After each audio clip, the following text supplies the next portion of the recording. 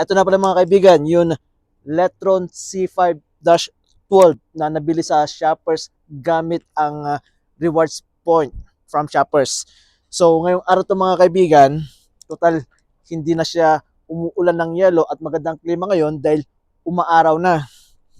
Susubukan natin patatakbuhin ito. To begin with, ito yung susi mga kaibigan. Isang click mo lang siya, pwede na siyang umandar. Pag isang click pa yan, kung mapapansin nyo mga kaibigan, ayun na yung ilaw.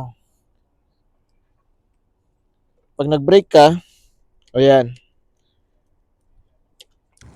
Ganito pala mga kaibigan, ang ilaw niya pag sa gabi. So, ibalik natin. Ayan. So far, yun upuan para sa akin.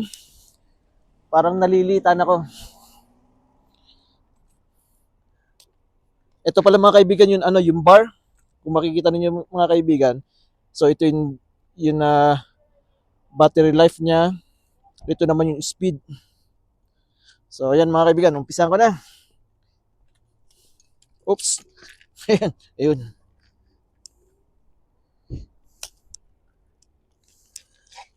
Yung brake, yan, malakas yung brake niya mga kaibigan. So diyan ka lang muna, anin ko yung maximum speed.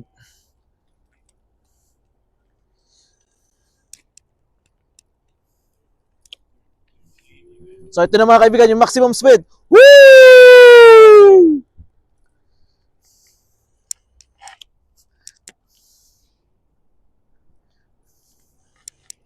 Ayan, yung brake.